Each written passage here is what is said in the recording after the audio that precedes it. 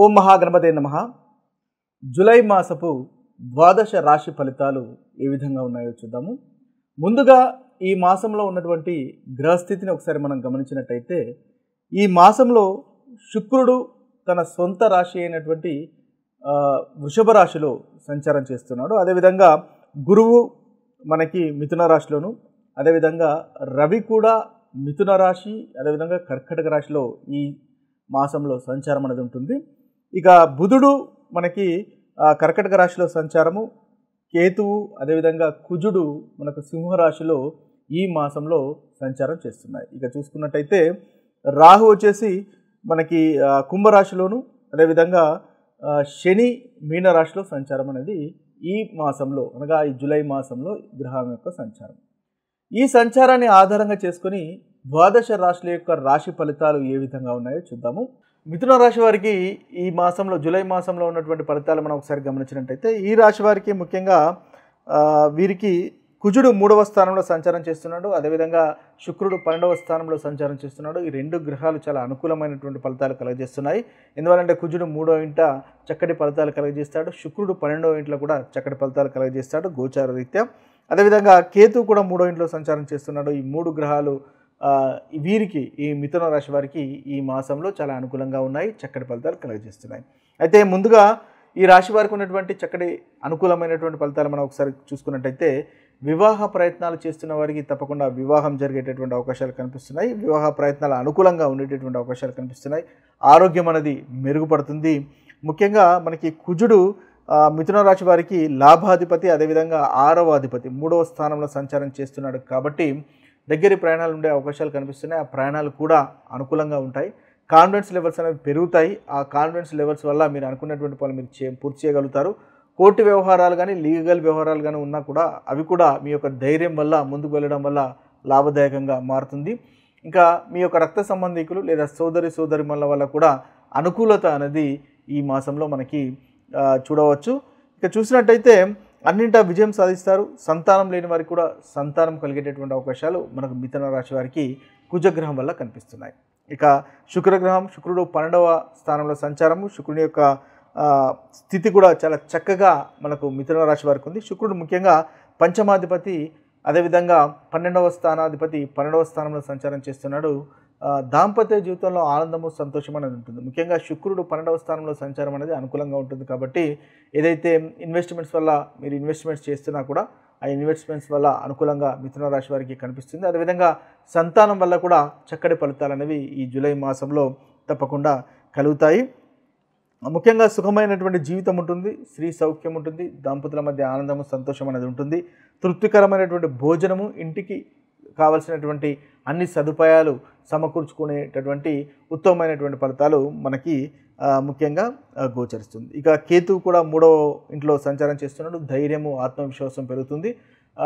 మీరు ఏదైనా డాక్యుమెంట్స్ అంటే ప్రాపర్టీకి సంబంధించినటువంటి డాక్యుమెంట్స్ కానీ అవి కంప్లీట్ చేసేటటువంటి అవకాశాలు కూడా మనకు ఈ మాసంలో కనిపిస్తుంది. ఇక ప్రతికూలమైనటువంటి ఫలితాలు ఏ విషయంలో జాగ్రత్తలు తీసుకోవాలో ఒకసారి చూసినట్టయితే రవిగ్రహము ఈ రాశి వారికి ఈ మాసంలో అంతగా అనుకూలంగా లేడు కాబట్టి అనవసరమైనటువంటి కోపతాపాలకు ముందుకు వెళ్ళకండి, ఈగోస్కి వెళ్ళకండి. తద్వారా చక్కటి ఫలితాలు మీకు కలుగుతాయి. ముఖ్యంగా ఇన్వెస్ట్మెంట్స్ వారు చేసేవారికి కూడా చాలా కష్టంగా ఉంది. పనిచేసే చోట ముఖ్యంగా మొండితనంగా ఉండకండి. పనిచేసే చోట కాస్త సంయమనం పాటించండి, ఓపికగా వహించండి. మీ యొక్క పై బాస్ వారితో కానీ సహోద్యోగులతో కానీ అంతగా ఎదురు తిరగకుండా అంటే కోపతాపాలకు వెళ్లకుండా సంయమనం పాటిస్తూ మీకు సంబంధించినటువంటి పనులను మీరు తప్పకుండా అప్పచెప్తూ ఉండండి. తద్వారా చక్కటి ఫలితాలు అనేవి ఈ మాసంలో ముఖ్యంగా మీకు కలుగుతాయి. ముఖ్యంగా పౌరుషంగా మాట్లాడకుండా ఉండడం అనేది ఈ రాశి వారికి ఈ మాసంలో చెప్పదగిన సూచన. ఈ రాశివారు ఈ మాసంలో ముఖ్యంగా ఆదిత్య హృదయాన్ని పఠించండి. తద్వారా ఏదైతే రవిగ్రహం వల్ల కలుగుతున్నటువంటి ప్రతికూలమైనటువంటి ఫలితాలు అనుకున్నామో ఆ ప్రతికూలమైనటువంటి ఫలితాలు కూడా తొలగిపోయి అనుకూలమైనటువంటి ఫలితాలు కలుగుతాయి. ఈ మాసంలో ముఖ్యమైనటువంటి సంఘటనలు కనుక జరుగుతున్నవి చూసుకున్నట్టయితే మనకు జూలై 10వ తేదీన గురు పౌర్ణమి అనేది జరుగుతుంది కాబట్టి ఈరోజు ఒక చక్కటి రోజుగా మనము గమనించవచ్చు. ఈరోజు మీకు ఎవరైతే గురువులు ఉన్నారో మీకు విద్య నేర్పిన వారు కానీ లేదా మీ యొక్క జీవితంలో మీకు సలహాలు ఇచ్చేవారు కానీ మీ ఆధ్యాత్మికత గురువులు కానీ ఉన్నట్టయితే వారి యొక్క ఆశీస్సులు తీసుకోండి. తద్వారా చక్కటి ఫలితాలు అనేవి ఈరోజు కలుగుతాయి.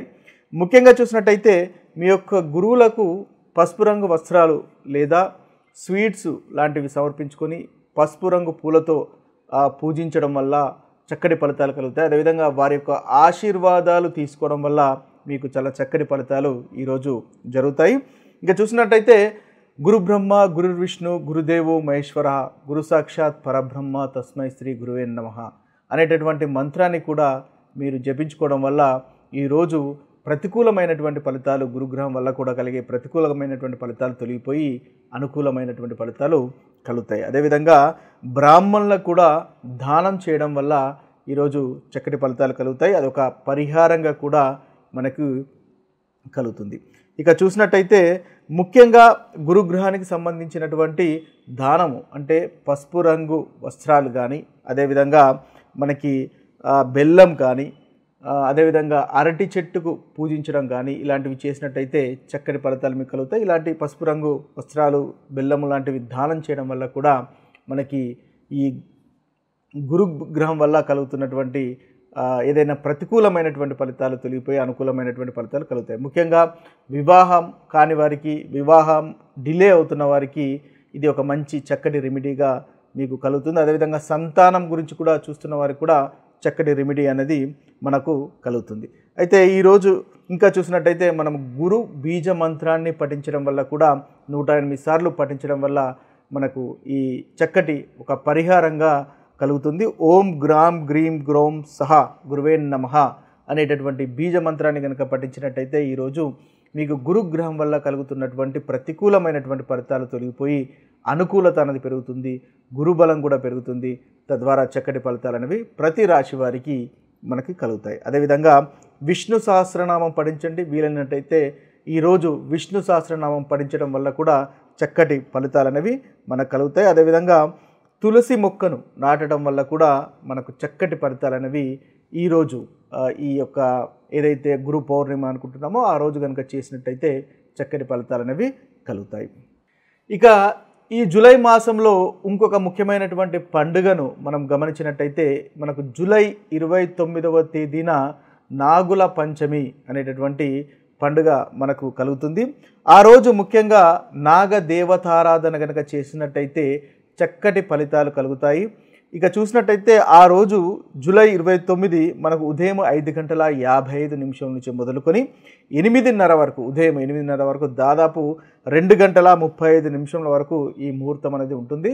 ఈ సమయంలో మీరు నాగదేవతారాధన చేసినట్టయితే అది ఒక పరిహారంగా పనిచేసి చాలా చక్కటి ఫలితాలు, ఉత్తమమైనటువంటి ఫలితాలు మీకు కలుగుతాయి. ముఖ్యంగా చూసినట్టయితే ఏదైతే మనకు డిలేడ్ మ్యారేజ్ అంటే ఏంటి, మీరు ఒకవేళ మీ యొక్క వివాహం ఆలస్యం అవుతున్నా కానీ, లేదా చైల్డ్ బర్త్ ఎవరికైతే సంతానం గురించి చూస్తున్న వారికి సంతానము ఆలస్యం అవుతున్నా, లేదా సంతానం కలగడానికి కాస్త ఇబ్బంది పడుతున్నట్టయితే ఈ నాగదేవతారాధన చేయడం వల్ల చక్కటి ఫలితాలు అనేవి కలుగుతాయి. ముఖ్యంగా ఈరోజు నాగదేవతకు సంబంధించినటువంటి ఆలయ సందర్శనం చేయడము, నాగదేవతకు మనము ముఖ్యంగా పాలను అభిషేకం చేయడం వల్ల చక్కటి రెమెడీగా మనం చూడవచ్చు. అంతేకాకుండా మీరు ఈరోజు ఓం నమో భగవతే వాసుదేవాయ అనేటటువంటి మంత్రాన్ని 108 సార్లు జపించడం వల్ల మనకు ఒక చక్కటి పరిహారంగా కూడా కలుగుతుంది. తద్వారా మీకు ఏదైతే ఈ ప్రాబ్లమ్స్ ఉన్నాయో, ముఖ్యంగా